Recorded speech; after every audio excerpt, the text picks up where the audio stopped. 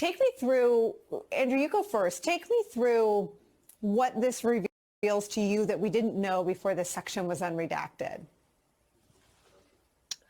Well, the thing that it makes really clear is why the government got a search warrant. To the extent that there was any question at the time, and certainly lots of people asked, why did they proceed this way?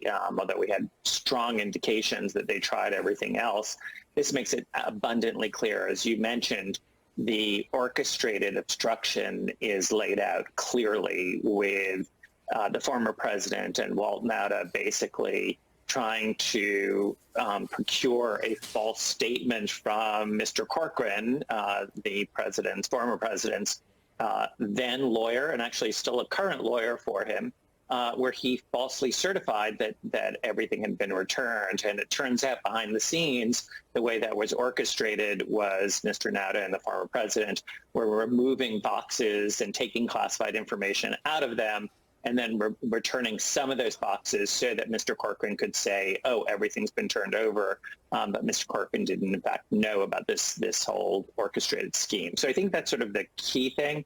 The other thing, which I think is sort of a little bit inside baseball, is I think for people who are looking at this, if you read the newly sort of partially or further unredacted search warrant application, you really get to see the government at its best.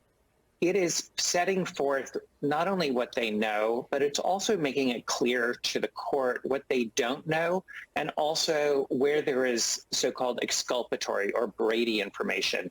And if you want to know what good government practice is, that's what it is. In other words, you don't just set out all of the proof that supports your position. You also make sure that the court knows what you don't know, which is they talked about exactly what they could see, for instance, and what they could not see.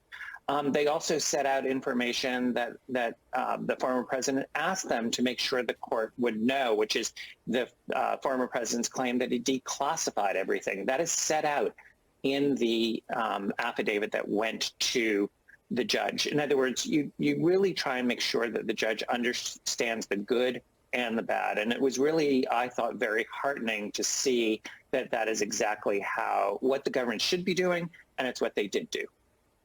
Okay, Andrew, let me go back to search warrants for dummies and ask you a less weedsy question. If so much of this sounds like a math problem, right? The newly unredacted material makes clear that more boxes came out than went in. If the behavior and the potential crimes are on tape, and I remember the New York Times reporting at the time that the government thought Walt Nauta was lying to them. Why did Walt Nauta lie when his behavior that was under criminal scrutiny was on tape?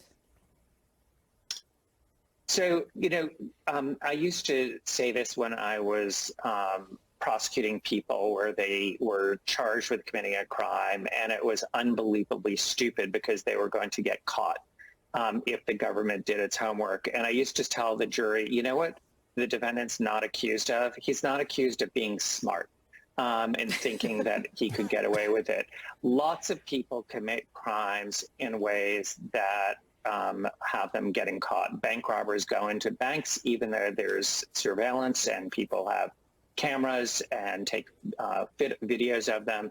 Here, Donald Trump, for instance, has spent a lifetime, as we've talked about repeatedly, with no accountability. So he just thinks there'll be no repercussions. And so far, it's been right. Walt Nauta was being told what he had to do by his then boss and still current boss. And he thought, that's what I'm going to do. And he hoped that he wouldn't get caught. Well, he did. And, to me, it's absolutely, the case against him now seems so clear because you have the statements that he made to the government saying that he really knew nothing about these boxes. And it's clear he knew everything about these boxes. So, the one thing that seems absolutely clear is that he is not thinking about this from a normal criminal perspective. He is thinking about, is it possible he gets a pardon? Is it possible that in the future his livelihood is going to depend on his allegiance to the former president? Because if you're only thinking this from a criminal perspective of could you go to jail, any good defense lawyer is going to read in the Riot Act about fact that in any normal case he would be convicted. The last count, which is about his lying to the FBI, just feels like a rock crusher. It's very hard. When you're a prosecutor, one of the things you do is you think about, how is this going to be defended? What will a defense lawyer do here? And it's very hard to see any sort of claim with respect to that count and how he's not going to be convicted of it. I mean, Brandon Van Grack, I'm thinking of Mike Flynn pleading guilty to lying to the FBI. I mean, and Mike Flynn, of all people, should have had some familiarity with the evidence that would have been in the government's possession that would very quickly and easily prove that a lie. I mean, I know you have a very smart thread, and I'm sorry to pull you into search warrants for dummies here, but what is the profile of a Walt Nauta who had to have been aware of sort of the contours of the investigation before the general public was, had to have been aware of where the security cameras were, had to have been aware, I mean, the texts are in the indictment of Trump asking him to get this and that and move it around in my box. I mean, how does he go in and lie at the same time that he's moving around different numbers of boxes? Well, I think it shows the importance of when someone is charged with providing false statements or obstruction, it's not just the underlying criminal charge, it's what it means for the investigation. And in circumstances like this, why would someone lie? Why would someone risk criminal exposure for the reasons that you said, knowing that there could be videotapes or other information? Why would they lie? And if you're an investigator, if you're deciding, should I take this historic step to, for example, obtain a search warrant, when you don't, not just the surveillance information, when you have an aide, someone who you believe is aware and has knowledge of the relevant events, when they are willing to lie to you, when they are willing to risk imprisonment in order to provide this false information, then it forces you to change your posture. It's not something where you can now, for example, in this instance, simply rely on cooperation or someone's goodwill in order to obtain the information that you need. Does it give you, I mean, it seems like we first learn about the surveillance footage in the first disclosure of the application for a search warrant, which I think was released under orders from the same judge. You have a smart thread about, what's new and what and you've keyed in on some of the same things that Andrew has. But take me through what you learned from this newly unredacted material.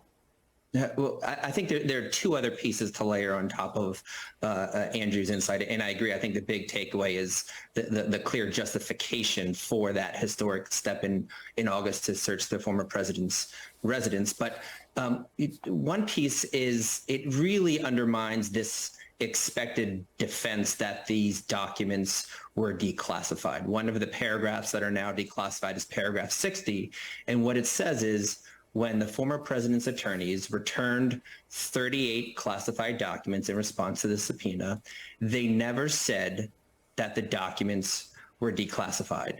And I think that's something we generally expected, but this is the first time the government explicitly made that representation. And I think it's critical, not just that that statement wasn't omitted, that statement wasn't made, but when it wasn't made. If there was a time in this whole period, if there was ever a time to disclose that these documents are declassified, it was on June 3rd in response to that subpoena.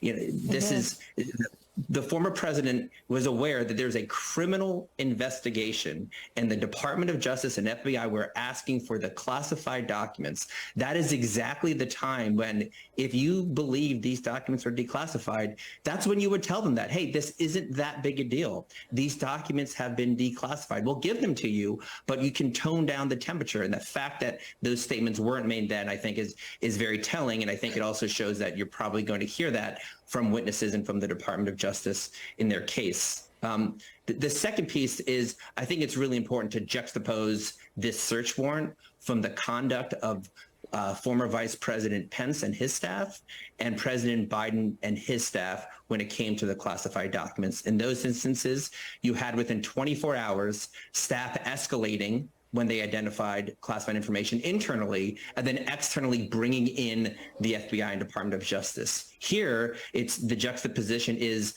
not just hiding these boxes from the Department of Justice and the FBI, but actually hiding them from the former president's own attorneys. Let me come back to your second to last point about his, they were declassified. I had a standing order to declassify, which has been trotted out. I believe around this time, he does the Hannity interview at MarOLago, where he has this bizarre thing, I can declassify them by thinking them so. I mean, there are some public-facing proof points that some of which you're explaining may have been explained to the client by some of his attorneys. I mean, do you see sort of the carnage of attempts at getting Trump to stop endangering himself legally? Well, ultimately, part of this is we're trying to get signals from these statements as what are the potential defenses. And I think even as Andrew just noted, in some instances, we just haven't seen what a defense could be. But I think the declassification defense is one that we have now seen from the beginning. I think, in fact, the search warrant talks about former staffers making some of those types of defenses on television. And again, I'd submit that if there was ever a time to disclose to the Department of Justice and to the U.S. government that these documents were classified, it was on June 3rd, before there had been a search warrant, before anyone was charged. Yeah. That's exactly the moment when you'd want to de-escalate.